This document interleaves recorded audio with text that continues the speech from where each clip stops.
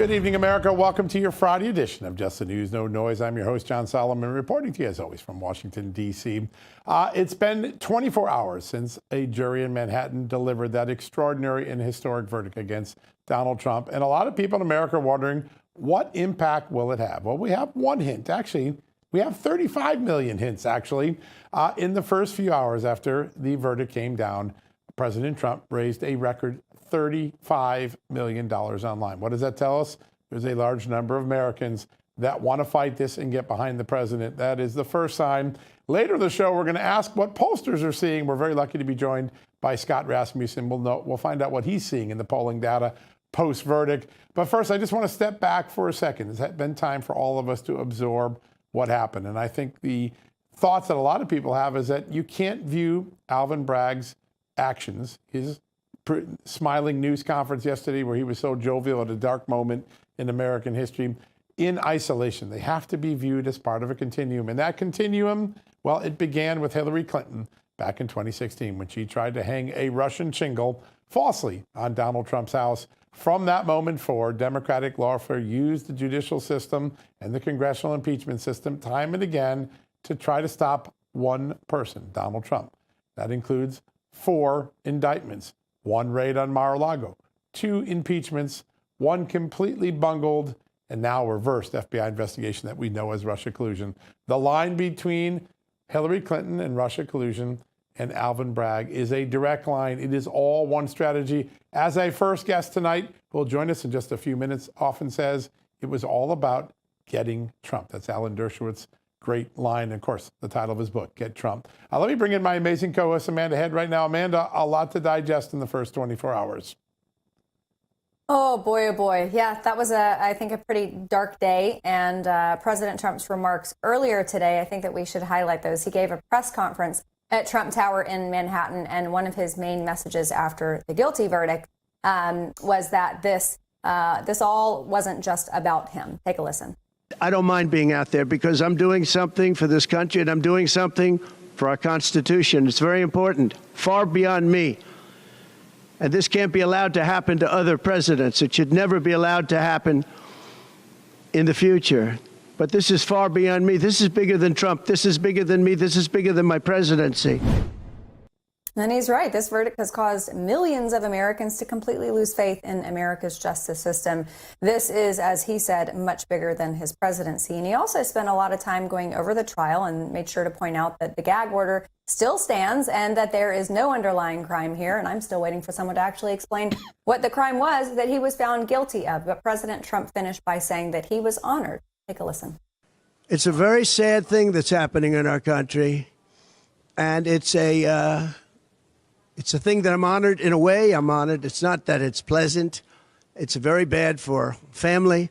It's very bad for friends and businesses. But I'm honored to be involved in it because somebody has to do it. And I might as well keep going and be the one. But I'm very honored to be involved because we're fighting for our Constitution.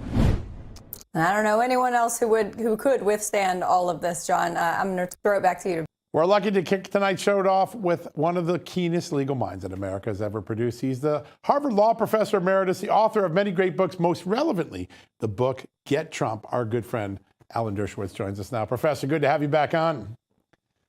Well, thank you.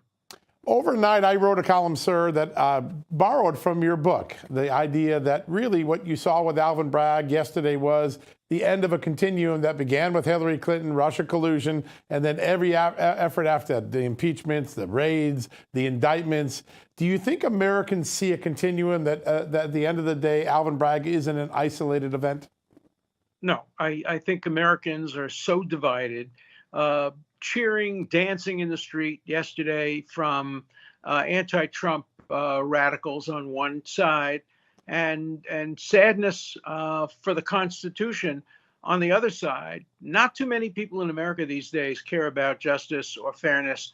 They just want to win. And the terrible thing about what Alvin Bragg did is he created a precedent for the future. He not only did worse than what Stalin and Beria did. Stalin and Beria had a conversation in which the head of the KGB said, "Show me the man and I'll find you the crime." Alvin Bragg tried very hard to find a crime. He couldn't, neither could his predecessor. And so he made one up. He went a step further than Stalin and Beria. He made up a crime out of whole cloth, and he got a friendly judge and a friendly jury to convict on the basis of a non-crime. That's going to become a precedent now, and other politically motivated district attorneys, whether Democrat or Republican, are going to go forward now and use the weaponized criminal justice system against their political opponents. And the real loser is going to be the American public, which has lost the protection of our Constitution when it comes to political cases like this. Such high Absolutely. consequences. Alan, I constantly see comments from Democrats, folks who are classical liberals, people like yourself who said, I'm no longer a reliable Democrat voter, people who say the wheels have come off this thing and I'm going to try to get off before it crashes. For those political orphans, where do they go? Do they vote Trump? Do they look at independents? Do they not vote? Where do they go? We're all wondering about that. I today wrote a little note to my friend Bobby Kennedy, praising him for what he said about the verdict yesterday. He called it a disgrace. He called it right. I have every option open. I haven't made a decision where I'm going. I am homeless. And as Ronald Reagan said, he didn't leave the Democratic Party. The Democratic Party left him. Not only about Trump, about Israel, about American strength, and so many other things. The radicals on the hard left in the Democratic Party are losing the support of Americans who are centrists like me. Yeah, it is an extraordinary moment in political history. Sir, you called this. You said this jury was going to convict. Almost certainly it did. Yeah. Now the question of the appellate process begins. Walk us through where, if anywhere, you think President Trump can prevail. If this is so against the Constitution, is there a court somewhere that will look at it from that perspective and not the political perspective? Yeah, starting at the end, if the Supreme Court of the United States were to take the case, and that would probably be after the election, it would almost certainly reverse the conviction. There's no constitutional basis for this conviction standing. But will the appellate division of New York, which is elected judges who live in Manhattan, have the courage to stand up to their friends? Or will they not want to be Dershowitz? People know widely what happened to me. Right. I was very popular in Martha's Vineyard, Harvard Law School. And as soon as I defended Trump on the floor of the Senate, nobody in the Vineyard would talk to me. Harvard Law School has canceled and isolated me. And I don't think judges want to walk around the city of New York and have people point the finger at them and say, that's the judge that made Trump president. That's the judge that freed him. My God, how can he live with himself? That's what judges would get, and their families. They went after my wife. They went after my children. And no judge wants to do that. And that's why I think even in the appellate division in New York, he doesn't have much of a chance. He may have a chance in the Court of Appeals, which reversed the Weinstein conviction, notwithstanding the fact that Weinstein was very unpopular. But I don't think has much of a chance in the appellate division. Wow.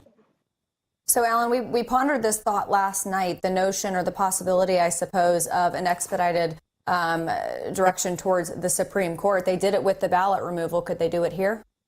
Yes, they could. What I would do if I were the lawyers, and he has one good appellate experienced lawyer, I would try to skip the appellate division and try to go right to the New York Court of Appeals for an expedited immediate appeal, and then seek an expedited appeal to the United States Supreme Court.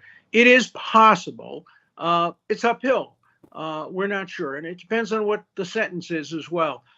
My prediction, a lot of people are predicting probation.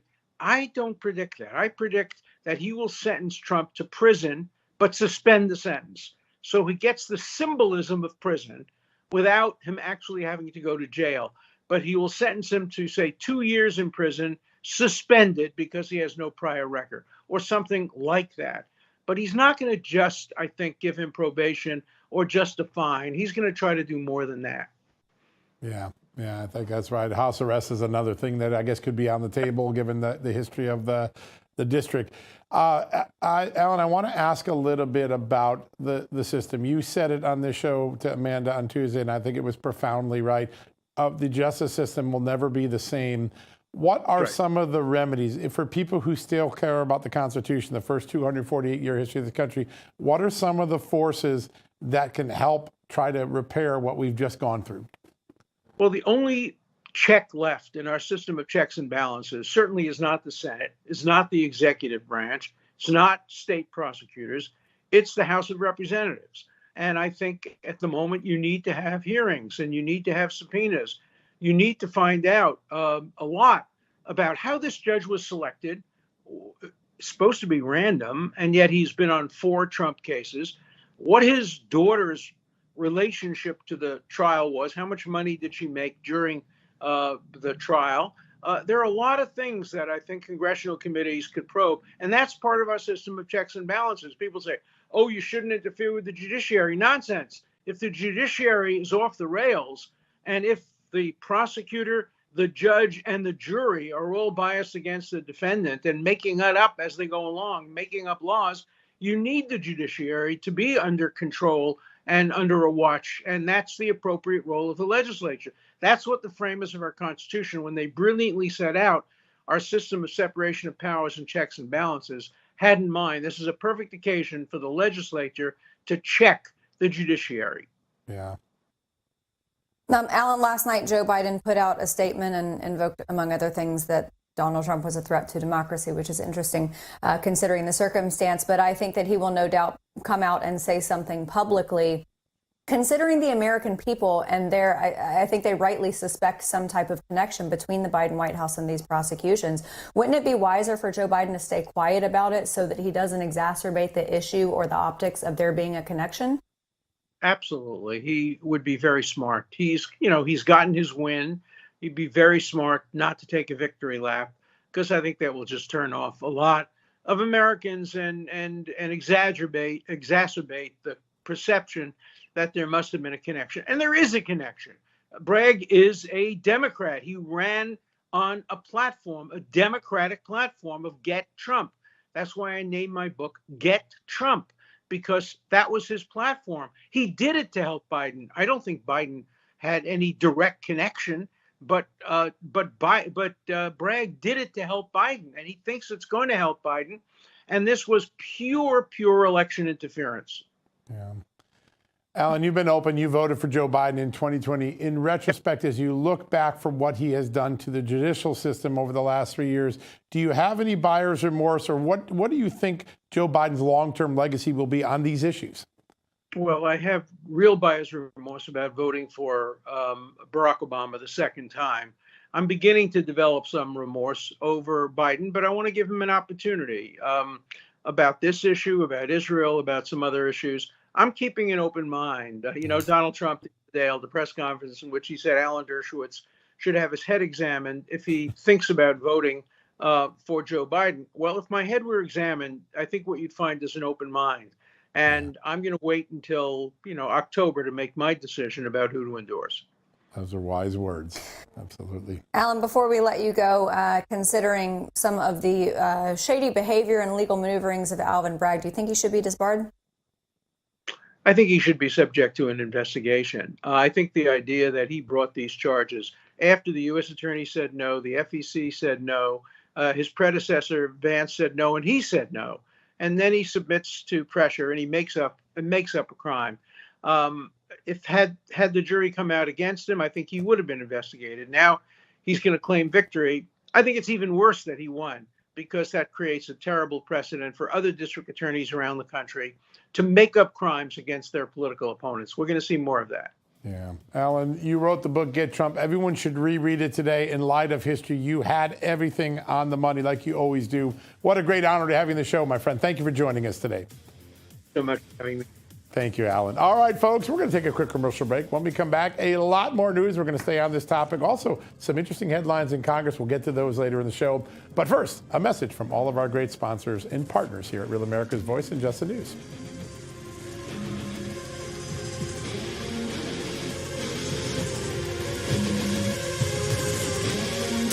Hey, America, as we draw near to another critical election, it's not only about casting your vote, it's about elevating your voice. AMAC is more than just a senior discount organization. They unite like-minded patriots like you and me, committed to preserving our cherished values and actively opposing a leftist agenda. Just look at the recent victories that AMAC members have scored. They helped to push forward an investigation into practices that inflate drug prices. They successfully defeated ranked choice voting in order to protect traditional voting methods, and they also help block a federal takeover of elections. As AMAC's membership grows, Washington listens. Every new member strengthens this movement. If you love America, visit amac.us/justnews to become a 4-year member for just $30. That's a great deal. I'm a card-carrying member of AMAC. You should be too. AMAC is not only better for America, it's better for you. Membership gives you access to the AMAC monthly magazine, free Social Security and Medicare guidance, money-saving discounts, I use them a lot, trusted news, sweepstakes, and so much more. So take advantage of our election year sale, 4 years for just $30. By joining the over 2 million members, America can't ignore your voice. Welcome back, everybody. Boy, we've got plenty to get to tonight, but we are going to stay on the topic of the Trump verdict last night and all of the fallout for now, of which I think will be substantial. And one of the questions on many Americans' minds tonight, should Republicans play a game of mutually assured destruction with Democrats? Or start charging and prosecuting Democrats in red states? I don't know. But with me to talk about that issue is former Florida Attorney General Pam Bondi. Thank you so much for being here. Thanks, Amanda. Great to see you and my friend John. Yeah, good to have you. It is so good to see you. And you know, they say that it's better to be a warrior in a garden than a gardener in a war. And it feels like for a long time, Republicans have been gardeners in a war. How do we change our battle tactic from here on out so that there isn't a second Biden term? Well, first of all, I think the ultimate verdict is going to be November 5th, what President Trump has been saying constantly. And, you know, I know we've been all posed the question, well, because Texas is such a bright red state, that's why they're saying it. Should Kim Paxton and Greg Abbott do to Biden what they did to Trump? And the answer to that is no, because what they did to President Trump is illegal and it will be reversed. Do we fight fire with fire? Should we? Yes, but we do it following the rule of law. I mean, all the state AGs that I know and all the good prosecutors who aren't woke prosecutors follow the law. And I feel like America is now finally, they woke up after this. And, you know, you saw President Trump's website, donaldjtrump.com, what it did. I think within 6 hours, it raised $39 million from small donations between like $20 and $75 or between $20 and $100. So, I mean, that's it raised, 39 million. So that speaks volumes, I think, to Americans,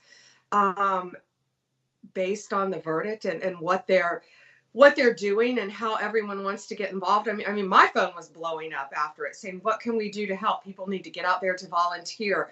People need to fight this election fraud and go after election integrity. And there are lawyers all over the country doing that to make sure our elections are free and safe and in this election cycle. But do we need to be doing what they did to us only in a legal way, I guess is the very short answer to that. Yeah, I think most Americans shake their head in agreement with that. Pam, I want to ask a little bit about the prospects on the legal way to do things. Is there a way to get an expedited review either by the New York Appeals Court, the top appeals court, or by the United States Supreme Court so people could have some clarity about the validity of this verdict before they vote in November? Yeah, John, that's a great question. And yeah, there is a path. There's a rapid path to get to this U.S. Supreme Court. 4 justices would have to agree to it.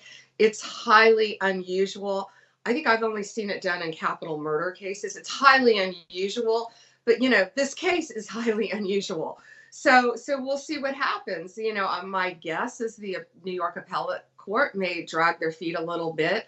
And we may not have a resolution until after the election, but that's not going to stop President Trump. As you saw today in his press conference, he's 90 miles an hour or 100 miles an hour. No one can keep up with him. So that's most likely we won't have a legal resolution until after the election, unless they decide to take it expedited. That makes sense. I think that's right. The current president's son, Hunter Biden, is going to be under the legal microscope soon in his own court case. And I can hear Democrats and mainstream media pundits right now, see, this is Republicans, just trying to get back at Joe Biden through Hunter Biden. How do Republicans tailor that messaging so that it becomes abundantly clear that on the Hunter Biden side, there reportedly, allegedly, there are real crimes, and juxtapose that with what President Trump experienced in New York? Yeah, exactly. President Trump was prosecuted under a alleged crime that has never, ever been used. And if there's a lawyer in this country who can show us where it's been used, I would guarantee you it's been overturned on appeal if convicted. It was ridiculous what they did to him. And Hunter Biden has gun charges. He's facing 3 gun charges, and they're very strong cases, actually. And, Hallie Biden, his ex-girlfriend, is one of the main witnesses. She got the gun, she threw it away. I mean, there's a reason why people who are addicted to crack and cocaine and holding guns in photographs shouldn't have a firearm. There's a reason for that, and that's why those cases are prosecuted. And frankly, he's a first-time offender. He should have walked in and worked a deal with them, but I think he's arrogant and above the law. And I think there's probably going to be a plea deal at the last minute in this case, but we'll see. Yeah, interesting. I bet those discussions are probably going on right now. I bet you're right. Yeah. There's been some really important comments by people in large positions of authority, Speaker Mike Johnson among them, Jim Jordan among them, saying Americans see a double standard in this verdict and that it is undercutting the future confidence Americans will have in the justice system. Do you think that that is a long-term danger to this verdict, and how do we go about fixing it? Because the American legal system has been the pride of the world for so long, but today it feels like it isn't the same system. Yeah, John, it does. It was almost surreal yesterday listening and hearing that verdict come in. And then today you wake up and you're thinking, did this really just happen? That they actually convicted Donald Trump of these bogus crimes? So yeah, it's tough, especially as I'm a career prosecutor, and watching this, it feels like our legal system is turned upside down. But all we can do is have faith in our system and that the appellate process will work. And at least all these other charges against him aren't going to take place, in my opinion, until after the election. And again, the ultimate verdict is going to be November 5th. But I still believe we have the greatest justice system in the world. We still live in a democracy. It's flawed. We saw that yesterday. It's greatly flawed. But for the most part, we have great, honest prosecutors and good judges. But, I always tell people, look at your local elections, especially with prosecutors. Yeah. That's why it's so important. Now, this case didn't even count because they airdropped a special prosecutor, as you both know, in from the Justice Department, which was a joke. So from day one, this case will get reversed from the special prosecutor, from the judge not recusing himself, from jury selection to every crucial step of the trial, including them not being allowed to call an expert witness, to even the jury instructions. I was in there. I was in the trial for the jury instructions, and it was absurd how the judge was treating the defense and the rulings he was making. So it will get overturned. But we do have checks and balances in our judicial system, as we all know. And, sometimes they're slow, and that's why they're weaponizing it. And I say right now, it's not lawfare. I keep hearing that. It's warfare, what they're trying to do to the American people. And what they did to President Trump. But he's unstoppable, so they better be careful. Pretty amazing. He certainly seemed indefatigable this morning when he stepped out and gave that long press conference. Joe Biden is dealing with accusations that these prosecutions, not just New York, but D.C., Florida, Georgia, are being directed by him. And I don't know what the answer is for him as far as optics, whether he should say something, whether he shouldn't. But I want to show you this clip from earlier that's interesting. Can you tell us, sir, Donald Trump refers to himself as a political prisoner and blames you directly. What's your response to that, sir?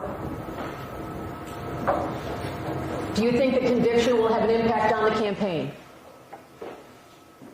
We'd love to hear your thoughts, sir. Should he be on the ballot, sir? People are calling it a smirk. He seems pleased with himself, to be honest. I don't think that's a good look. Yeah, I don't either. I was just thinking that should be a Trump campaign commercial right there. Yeah, that's pretty frightening, isn't it? And as I just said, that prosecutor, That was not a state prosecutor. That prosecutor was with the Justice Department. He was brought in as a special prosecutor.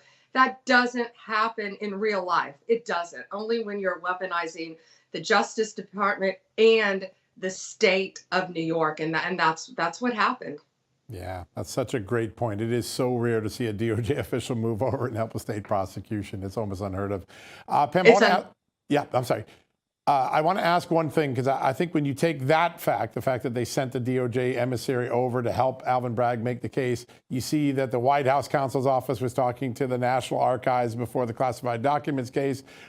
Fani Willis has acknowledged her office had contacts with the White House before she brought her indictment.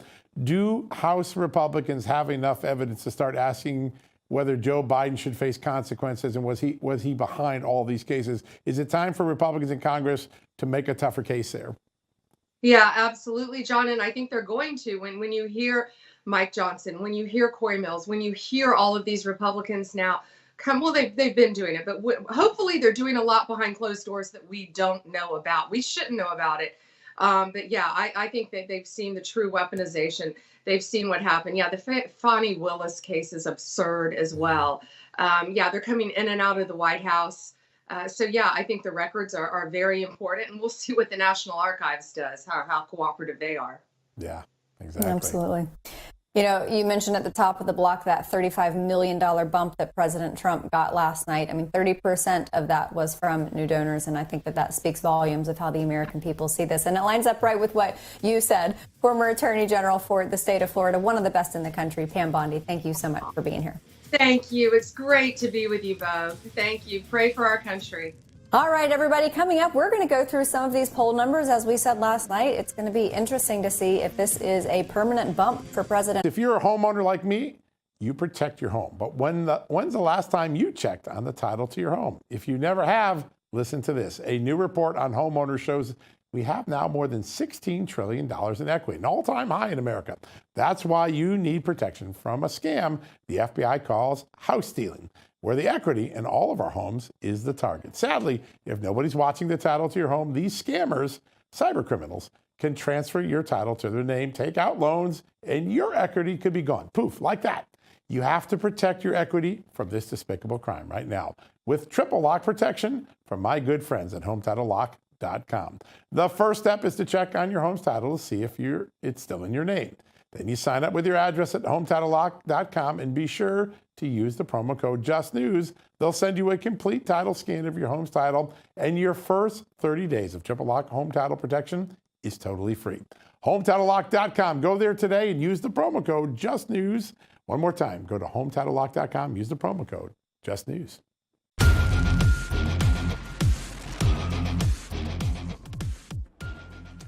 Welcome back, America. We spent a lot of time on the show talking about what's next on the legal front. How about we address what's next on the political front? Yes, yesterday's conviction of President Trump in a Manhattan courtroom clearly is going to have some impact in the polls, or will it? I've got the perfect guess. We do to answer that question. He is one of the greatest pollsters this country has ever produced. He's also the host of a brand new show, The Scott Rasmussen Show on Merritt Street. Scott Rasmussen, he joins us right now. Scott, great to have you back on the show. Always good to be with you, John, and a lot of stuff going on these days. It is. It's not a boring time anywhere in this country right now. You were in the field polling just before this verdict came down. I think you've got some really interesting data. Tell us, first off, your top line on how this might affect the Trump v. Biden race. Well, we have to be really careful on this. We've never had a situation like this in the country before, so we might be surprised. But all the indications are it's not likely to have a big impact. Can't say there won't be any. And in a race that might be decided by 10,000 or 20,000 voters in a key swing state, anything can happen. But realistically, I would expect the numbers, the presidential horse race numbers, to be pretty much the same over the next few weeks. Interesting. Scott, I've heard a lot of mainstream media now using the prefix convicted felon. Do you think that just the usage of that prefix is going to have an effect on people who may not necessarily have paid attention to the case? You know, you never want to have that prefix to your name. But I think this case, in this situation, President Trump, as the Republican presidential nominee, is going to have a huge megaphone. And he starts with a couple of benefits. Number one, people didn't think he was a saint beforehand. I mean, they didn't think that before they voted for him in 2016 or 2020. And in fact, just over half of voters think he's less ethical than most politicians. So not a big shock here. Another thing that we're seeing is that only about half of voters believe this is a legitimate trial. The other half think it's politically motivated. So at the end of the day, might it have an impact? The question is going to be the people we call irregular voters. You know, the people who show up and vote all the time. They already know who they're going to vote for this year. They already know who they're going to vote for in 2028, or at least which party. But those irregular voters who might or might not show up, they're the ones we'll be looking to see if there's a real change. Yeah, it's really fascinating. You've got some new polling data out about the other guy in this equation, Joe Biden. I've done a lot of work over the years on the Hunter Biden, Joe Biden stuff. Tell us what you found when it comes to what people think Joe Biden's conduct is in office. Yeah, let's start with the basics. Just like President Trump, he comes with a little ethical baggage. Just over half think that Joe Biden is at least as ethical as most politicians. That's a pretty low bar, obviously, but he's doing a little better than Trump on that count. At the same time, while they think he's maybe a bit more ethical, or at least as ethical as his peers, 55% of voters say, it's kind of likely that Joe Biden has committed crimes that could be brought to court after he leaves office, which sets up a really challenging dynamic in this discussion.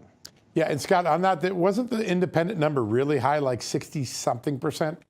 Yeah, 78% of Republicans think he's committed these crimes, which is not a surprise, but 62% of independent voters. The only people who are saying, he didn't do something like this are pretty much hardcore Democrats. So again, we could have a situation after this election, if Donald Trump is elected, where a lot of people would expect Joe Biden is going to face the same situation in court as Donald Trump has in the last few weeks. Wow, right. Amazing. And I mean, as you said, people knew what they were voting for in 2016. The October surprise that year was the Access Hollywood tape, and people knew exactly what they were getting. I want to ask you, because we have seen basically since, I think, the end of January, that illegal immigration had moved into the #1 spot ahead of the economy. Is that still what you are seeing, or is the economy moving more towards the top? The economy is the top issue, and I think part of the reason for that is the economy is slowing. The more the economy slows, the more people begin to feel some pain, the more that will become a higher issue. And as far as immigration is concerned, I think it's really important to make a distinction between immigration and border security. There is a lot of unity around the idea that we need to secure the border. We need to do lots of things, whatever we can to secure the border. The larger immigration issue is something that most people are saying we need to wait until we secure the border before we address that. And then there's a lot of disagreement about exactly what immigration policy should look like. But step one, secure the border. Yeah, that does seem like a common sense approach too. Americans, I think, get what it would take to do this. Scott, one of the things I love you've done in the last year is to show the gap between the elitists, the people that control the media, big tech, politics, and everyday Americans. And that gap just keeps growing. Could you tell us a little bit? You did a little bit of some of my podcasts recently. I'm so fascinated by this gap. Some of the things that you find when you measure elitists versus everyday Americans.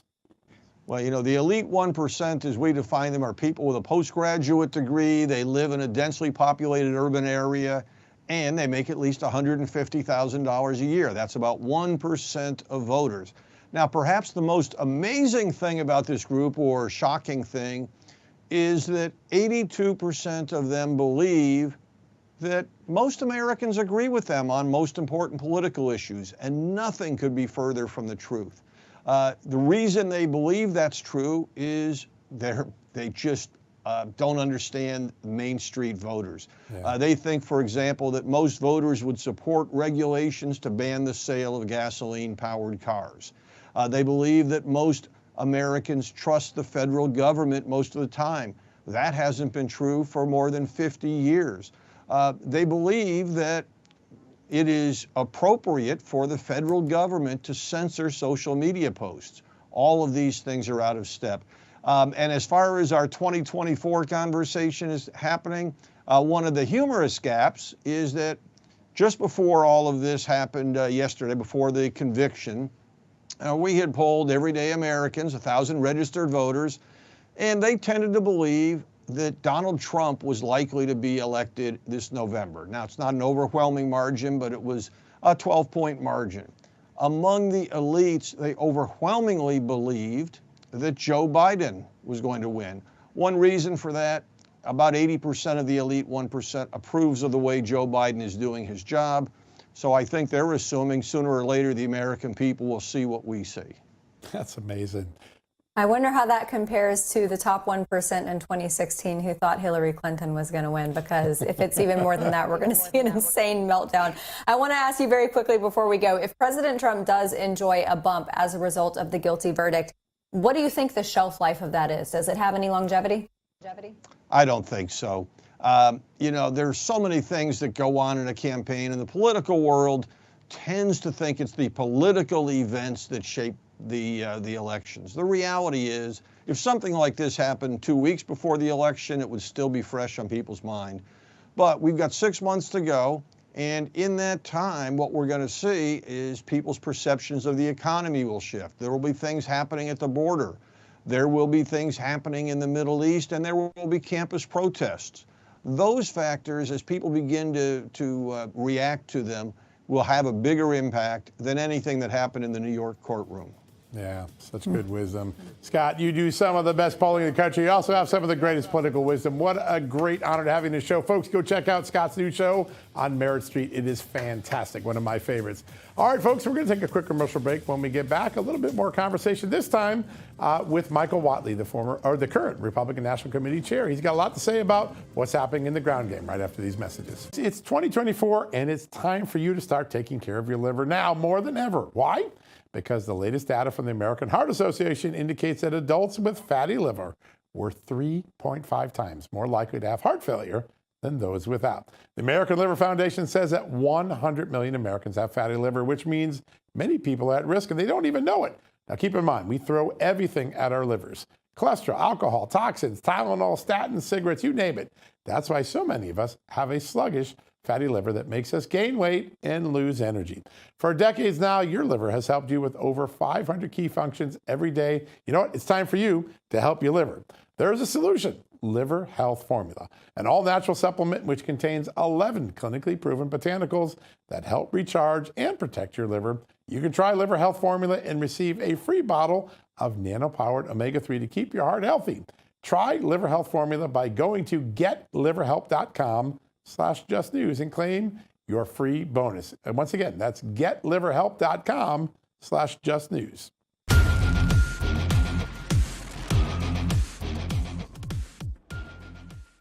Welcome back, everybody. Shortly before the verdict was announced in the so-called Trump hush money trial, we had the pleasure to bring on RNC Chairman Michael Watley for his take on the trial, how the election is shaping up, and more. So we're going to play a bit of that for you now. And first, I asked him about the clear weaponization of the justice system against President Trump, as well as President Biden playing politics with the trial. Take a look. This trial and all of the other trials that we're seeing, both civil and criminal around the country, are weaponization of the judicial system for a political reason.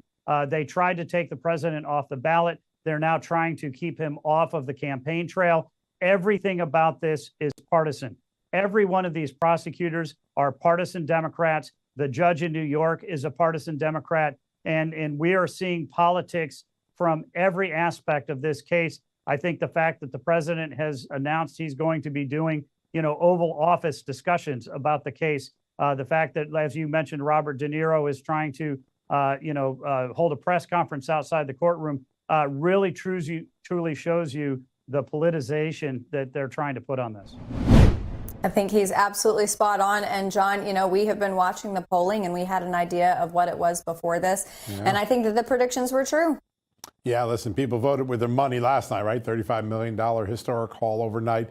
But the polls have consistently shown that President Trump is gaining strength and Joe Biden is decelerating, particularly with key constituencies. Michael Watley weighed in on this, why the polls are looking so good for President Trump. Have a listen. If you go back to 2020, At this point in the race, out of the 7 battleground states, Joe Biden was leading in 6 of them, and President Trump was winning in North Carolina. That ended up being the result. These races, they don't turn on a dime. They're really like glaciers politically. So the conversations that we're having right now, I think, show you a very good example of where we're going to be come Election Day. The fact that Virginia is now in play. We saw a new poll come out that it's a 42-42 tie there is very important. The fact that there's a single-digit lead for Joe Biden in places like New Jersey and New York that shows you the impact that he is having with his rally in the Bronx, his rally in New Jersey. He is playing offense all across the country right now. Joe Biden, on the other hand, is playing defense, and that's why he continues to go back to the weaponization of the judiciary as his only option for winning this election. Yeah, so amazing. Mr. Chairman, I was in Connecticut over the weekend for Memorial Day and saw a lot of Trump flags I've never seen before in all the time I've been there. But also talking to voters, I was at a diner, had a really interesting conversation where people say, Joe Biden is angry and divisive. Angry and divisive. I heard those terms a lot in blue Connecticut. Is Joe Biden playing into his own stereotype now when he sends out an angry Robert De Niro and does all these things? It seems like people are picking up that this is a divider in chief, not a uniter in chief. Yeah, look, the return to normal that he promised has absolutely not happened. I think that America is now seeing through that in a very big way. We tend to see this election coming down to a choice between weakness and strength. Joe Biden and the weakness of our economy, the weakness of where we are internationally, the open southern border. These are all things that he has triggered in the U.S. economy and our national security apparatus versus the strength that President Trump had. The fact that we had a record strong economy, the fact that we were a very solid place around the world, the fact that the border was the most secure that it's ever been. These are the types of issues that voters are going to come out with. And look, Joe Biden coming out and yelling and being angry and being divisive, he may try and change the narrative a little bit. It's not going to work. And the American voters know that they can't take 4 more years of Joe Biden, and they have a record to contrast with. There's an actual 4-year record under President Trump, an actual record 4 years under Joe Biden, and the American people want a return to what we saw under President Trump. Yeah. And the record. And speaking of strength versus weakness. Amanda, it's really that record, right? I think that's so interesting. People compare Biden and Trump, and they have a contrast. We haven't had a former president running against a current president and have record contrasts like this in a century. I think that may be the key to this, right?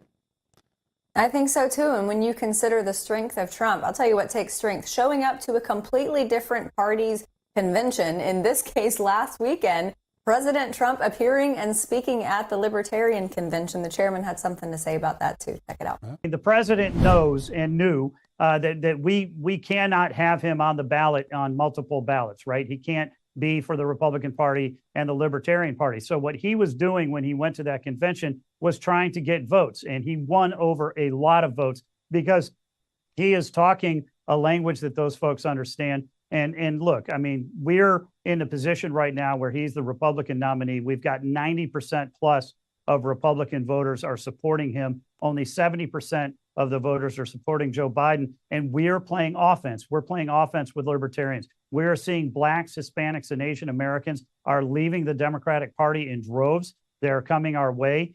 We are now playing offense in states like Virginia and Minnesota and New Hampshire that we have not been playing offense in before. And as you mentioned earlier, all of these battleground states we are winning in, and we are also winning on every single issue set because there is a real contrast between the 4 years under President Trump and the 4 years that we've had to endure under Joe Biden.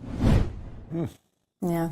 And John, the chairman is right. And there are so many things about the RNC that look starkly different while we're talking about comparisons and contrast. The RNC and the way that it looks under Chairman Michael Watley compared to his predecessor. And it's amazing to see, and it bears out in the fundraising as well.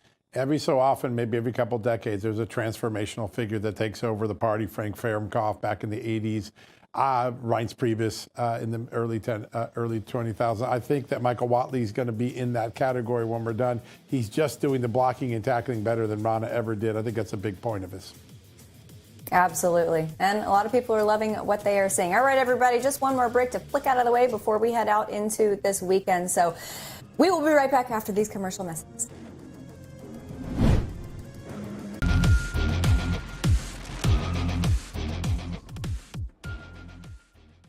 Welcome back, everybody. On this historic Friday, we have a lot of things to cover before we close out for the weekend. And I have three numbers that I think everyone should stick in your noggin and keep it there for safekeeping. $34.8 million. That was the amount of money that the Trump campaign raised in 10 hours. 29.7 of them were new donors, people who were not registered with WinRed, the fundraising platform that is the answer to the left's Act Blue. 485,000 donors, individual donors. John, these were not, $3,000 donors, $5,000 donors to a PAC, because obviously that exceeds the FEC guidelines for an individual candidate. But these were $5 donations, $10, $15, $20, $50 donations. These are people who are already struggling under Joe Biden, but they think to themselves, if I can help, if I can do this one last push, things will get better because maybe we can get someone else in there. Yeah, listen, you're seeing it from the small donor to the big donor, right? We've seen some big Wall Street titans. I think one of them yesterday announcing 300,000, switching allegiance from the Democratic Party to Donald Trump. Elon Musk is going to host a conversation with Donald Trump. People from different walks, stripes, political views, all beginning to say, the Joe Biden America is not my America anymore. I'm making a switch, maybe a one-time switch, but I'm making a switch. I think that's really remarkable. I was struck by something in the first block of the show tonight. Alan Dershowitz suggesting two forms of inquiry that we'll see if Republicans have the courage to do. One, how did Judge Merchan get selected 4 consecutive times for Trump trials?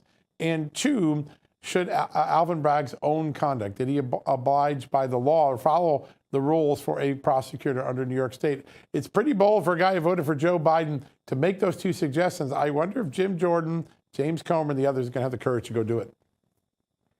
I think they will, and especially at this point, when you have such aggressive and vocal and obvious outrage from the American people. You know what has actually been heartening to see? With President Trump having been sequestered in New York City for the better part of over 6 weeks, I guess at this point, the amount of people who have come to stand in the gap for him. You just mentioned Elon Musk, people who are finding innovative ways to help him get his message out. And one of the things he said this morning in his press conference, I'm still under gag order, but you're not.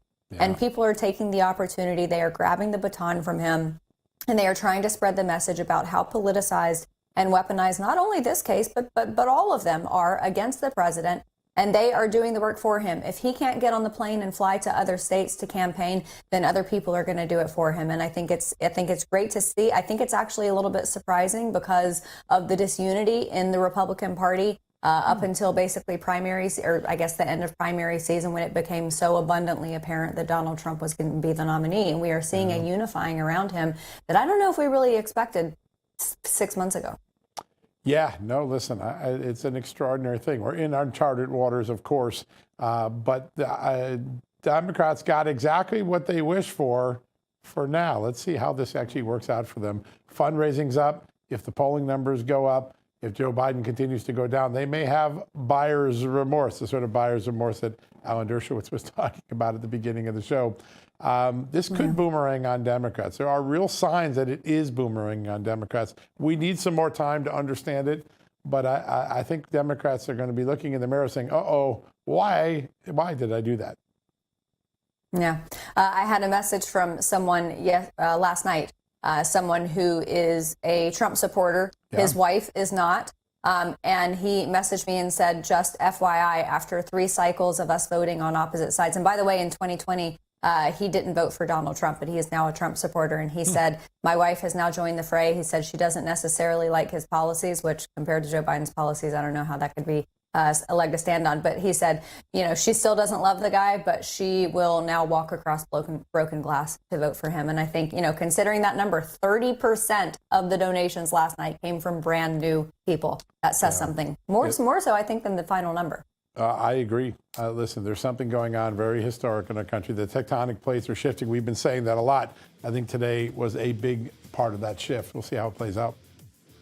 Yeah. Now, look, I don't want to be all unicorn and rainbows. The fight is not over. In fact, the fight has just begun, as President Trump intimated last night and this morning. So everybody's got to hit the ground, get those grassroots efforts up and going in your area. But in the meantime, we hope you all have a wonderful weekend. We will catch you again on Monday at 6 p.m. on Real America's Voice. Have a blessed night.